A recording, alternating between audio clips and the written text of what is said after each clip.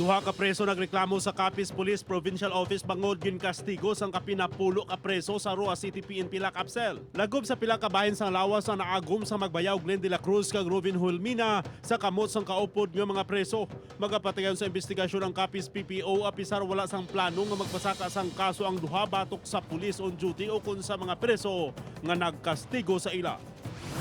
Nagbungguan na ang pick-up kag ang dipasero nga van sa barangay Habana, Nabas-Aklan. Anom ka pasahero ang nakaagom sa minor nga pila sa lawas. Sa inisyal nga investigasyon sa Nabas Police, hinali nag-overtake ang pick-up nga ginamaneho ni Norman Minor sa ginasundan nga salakyan sa wala makontrol kag nagbunggo sa nasugata nga van nga ginamaneho ni Anthony Arnaez. Resulta na halitan ang duha ka salakyan kag na-ospital ang pila ka mga pasahero.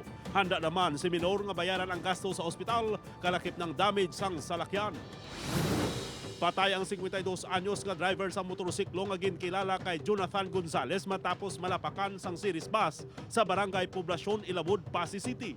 Sa investigasyon sang Pasig City Police, nag-overtake ang bus nga ginamaneho ni Rogen Detar apang na sideswipe sini ang motorsiklo ni Gonzales. Natumba ang motorsiklo sang biktima. Ganit nalapakan pa ini sang panguling nga rueda sang bus. Patal nga pila sa ulo ang gitunaan sang kamatayon sang biktima. Voluntaryo naman nga nagsungka sa Pasig City Police ang driver sang bus. Arestado ang inapahayag drug personalities nga Santa Thelma Tabudlong, Jenny Chris Refilos, kag Eduardo Tabudlong Jr. Lonsay residente sang barangay 12 Bacolod City sa drug bypass operation nga ginpatigayon sa PIDEA. Apat ka sachet sang suspected shabu ang ginabanta nagabalor sang 45,000 pesos kag drug paraphernalia ang nakuha sa tatlo. Preso sa custodial facility sang Police Station 1 ang mga suspect.